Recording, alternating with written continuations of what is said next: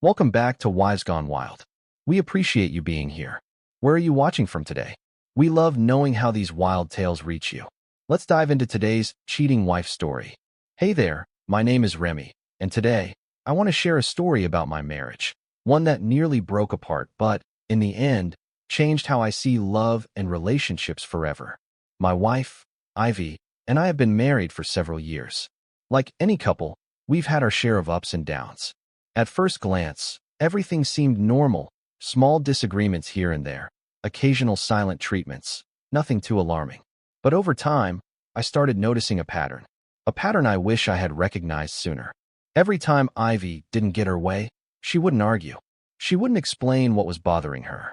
She wouldn't even tell me outright. Instead, she had a different way of handling things. She withdrew. Emotionally, physically, intimately. At first, I brushed it off as a passing mood. I thought maybe she just needed space, time to cool down. But the more I paid attention, the clearer it became. This wasn't random. It wasn't about needing time to process emotions. It was a method, a carefully calculated response. If I disagreed with her on something, whether it was a decision about the house, a financial choice, or even something as small as saying no to a favor, suddenly, she wasn't affectionate. She wasn't in the mood for closeness. And it wasn't just physical intimacy she withdrew. She would become cold, distant, detached. At first, I tried to fix it. I reassured her, smoothed things over, even backtracked on my own decisions just to keep the peace. And every single time, the moment she got what she wanted, she'd snap back into her usual self, warm, affectionate, loving, as if nothing had ever happened. Looking back, I can see exactly what was happening. Ivy had figured out a way to control our relationship without ever raising her voice, without ever arguing, without even needing to ask twice. All she had to do was make me feel like I was losing her. And for the longest time, I played right into it. I convinced myself that if I just gave in, if I just kept her happy, then we'd be okay. But this time was different. Because I finally reached a breaking point. And that changed everything. I still remember the moment that made me realize something had to change. It wasn't some big argument or dramatic event. No yelling, no door slamming, just a quiet shift, one that hit me harder than I expected. Ivy had been talking about a designer bag for weeks. It was some limited edition piece, expensive and flashy. To her, it wasn't just a want. It was something she believed she deserved. I never minded spoiling my wife when I could, but this time, the way she talked about it felt different. There was no excitement in her voice, no hopeful anticipation. Instead, it was an expectation, like she was closing a deal. One evening, we were sitting in the living room when she brought it up again. She casually slid her phone across the couch toward me, screen glowing with the image of the bag. "Babe, my birthday is coming up. This is the one I want." Her tone wasn't light or playful. It was firm, assured. I glanced at the price. It wasn't impossible, but it also wasn't something I could just drop money on without thinking. I took a deep breath, keeping my voice calm and steady. "Ivy, I know you really want it, and I will get it for you. Just not right now." I made sure not to sound dismissive. I wasn't saying no. I was saying not yet. But to Ivy, those two words meant the same thing. Her expression shifted instantly. She let out an exaggerated sigh and tossed her phone onto the couch, arms crossed. And then, silence. The kind of silence that wasn't peaceful or comfortable. It was intentional. I could practically see the wheels turning in her head, calculating her next move. This wasn't disappointment. This was punishment. I stayed calm. "Soon, Ivy. I just need to handle a few other things first." She barely looked at me. "Forget it," she muttered before standing up and walking away. I sat there for a long time, staring at the dark screen of the TV. When did this start? I wondered. When did every conversation turn into a battle? When did compromise turn into control? I didn't dwell on it for too long. I had learned by now what would come next. The cold shoulder, the distant glances, the subtle, unspoken message. "You didn't give me what I wanted, so now I'll make you feel it." That night, after my usual routine, I slid into bed beside her. Normally, I'd put an arm around her or pull her close, nothing major. Just simple, natural affection. But the second my arm brushed against hers, she flinched away. "Don't," she said flatly. I blinked in confusion. "What?" "I'm not in the mood for anything," she clarified, her tone sharp, as if I had done something inappropriate. I hadn't initiated anything beyond a touch. This wasn't about mood. This was about control. I exhaled slowly. I just wanted to hold you. Well, I don't want you holding me. She shot back, still not looking at me. I lay there, staring at the ceiling, feeling something shift inside me. I've seen this pattern before, I realized. Every time I don't fold to her demands, she withdraws. Every disagreement leads to coldness, silent treatments, and now, outright rejection. And every time, I had been the one to fix it.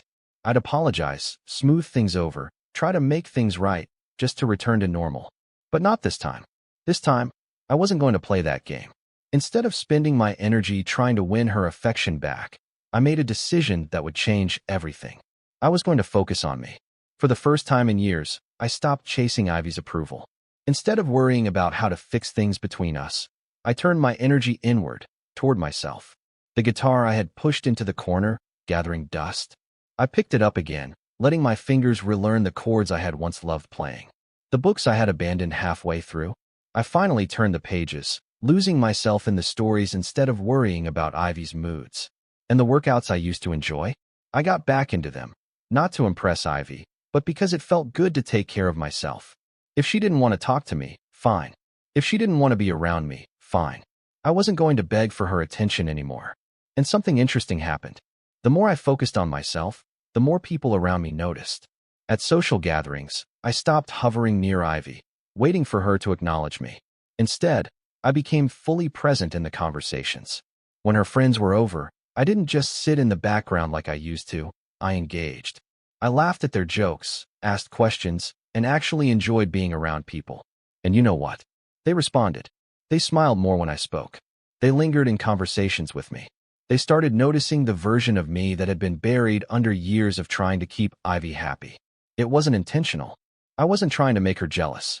I was just being myself, and for the first time, people were drawn to that energy.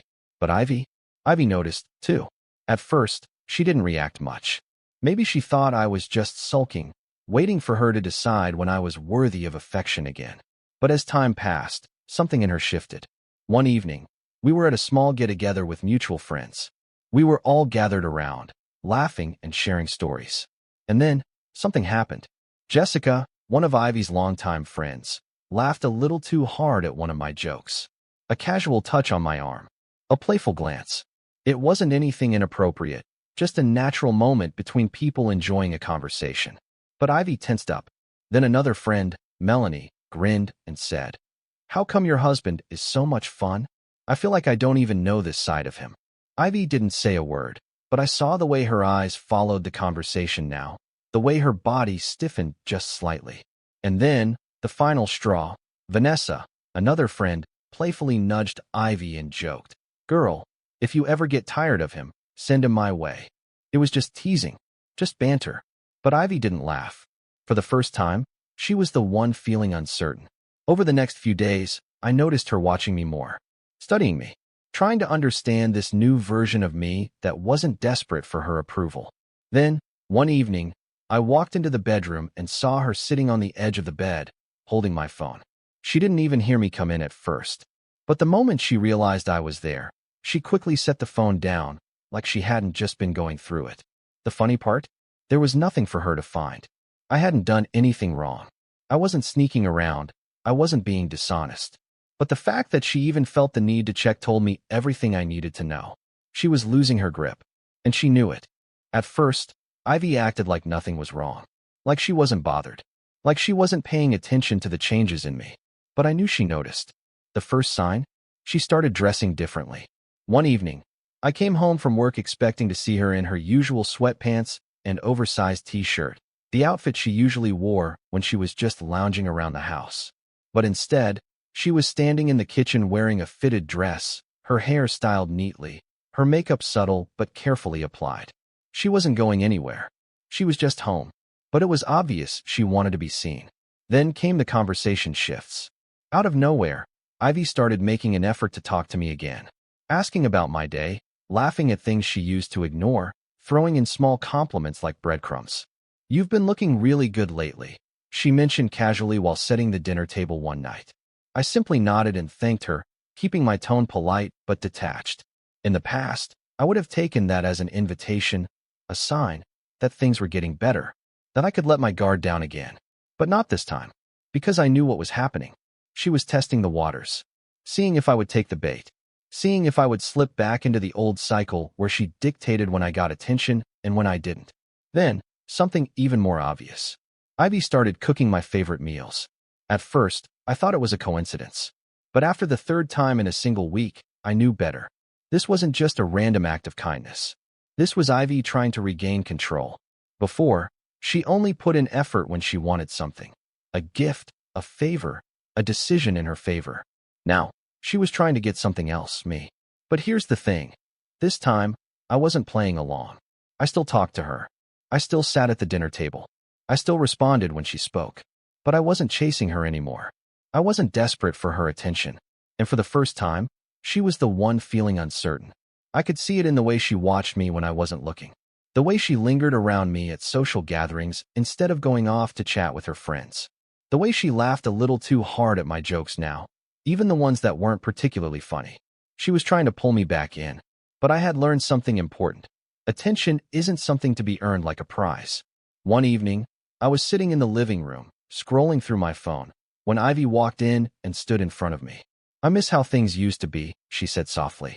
I looked up from my phone, meeting her gaze. I didn't respond right away. I wanted to see where this was going. She took a deep breath, her fingers fidgeting. "I feel like we're distant," she admitted. I kept my expression neutral. In the past, I would have jumped at this moment, rushed to reassure her, smooth things over just to get back to normal. But this time I waited. Finally, she sat down beside me, her shoulders tense. "Can we talk?" And just like that, the moment I had been waiting for had finally arrived. The moment where Ivy had to acknowledge what was happening. The moment where she realized that the power dynamics in our marriage had shifted, and I wasn't going to be the one begging for love anymore. Ivy sat beside me, her hands fidgeting, her eyes scanning my face as if searching for the right words. This was different. For the first time, she wasn't trying to control the situation. She was trying to understand it. "I feel like we're distant," she repeated, her voice quieter this time. I set my phone down and turned to her. I didn't rush to fill the silence. I just let her sit with the weight of her own words. After a moment, she sighed. "Can we talk?" I leaned forward, resting my arms on my knees, and met her gaze. "Of course," I said, my voice calm, steady. "But only if we're really talking, not playing a game." She hesitated, then nodded. "I don't want things to be like this." "Neither do I." She looked relieved, but I wasn't finished. "But, Ivy, I can't go back to how things were." "And I won't." Her eyes widened slightly. "What do you mean?" I exhaled slowly. "I mean, I love you, Ivy. I always have. But love isn't supposed to feel like a transaction. It's not something I should have to earn." She opened her mouth as if to argue, but then closed it. I continued, my tone firm but gentle. "For years, I've been walking on eggshells, trying to keep the peace, trying to win back your affection whenever you pulled away. And I see it now for what it was." I paused. "That's not love. That's control." She flinched at the word, but I didn't say it to hurt her. I said it because it was the truth. Silence stretched between us. This was the part where, in the past, I would have backed down, reassured her, softened my stance, let things slide just to keep her close. But this time, I let the silence be. Finally, she lowered her head. "I never thought of it like that," she admitted. I don't know. I guess I liked knowing you'd always fight for me." I nodded. "But, Ivy, I shouldn't have to fight for you every time we have a disagreement." Her fingers twisted in her lap. "I didn't mean to make you feel like that." For the first time in a long time, I believed her. "This marriage isn't a competition," I said, my voice softer now. "It's not about winning or losing. It's about partnership. And if we want to move forward, we both have to stop treating each other like opponents." She swallowed hard, nodding slowly. "I hear you," she whispered. And this time, I knew she actually did. In the days that followed our conversation, I watched Ivy carefully, not out of suspicion, but to see if her words truly meant something. And for the first time, I saw a real change. It wasn't grand gestures. She didn't suddenly become overly affectionate or shower me with gifts. Instead, I noticed the small things. She asked about my day and actually listened to my answer. She stopped rolling her eyes when I disagreed with her and, instead, asked why and considered my perspective. She didn't use intimacy as a weapon anymore. She didn't push me away when she didn't get her way. It wasn't just about her actions. It was about the intent behind them. And for me, the biggest shift wasn't even in her. It was in me. I had learned to value myself, to recognize that I deserved a relationship built on mutual respect, not one where I had to earn love and affection. I never wanted to leave Ivy. I loved her then, and I love her now. But I also knew I would never allow myself to be manipulated again. And because of that, because I had drawn a line and held it, our marriage actually became stronger. Not perfect. No relationship ever is. But this time it was real. No more games. No more silent punishments. No more treating each other like competitors in a battle for control. Just two people who had finally learned how to love each other the right way. Looking back, I wonder how many relationships fall into the same trap without even realizing it. How many people mistake control for love? How many accept affection as a reward instead of something freely given? Love should never be something we have to beg for. And it should never be something that's taken away as a punishment. If you're listening to this and it sounds familiar, ask yourself, is this really love? Or is it control? Because the truth is, if someone truly loves you, they won't make you earn it. What do you think? Have you ever found yourself in a situation like this? How did you handle it? Drop a comment below. I'd love to hear your thoughts.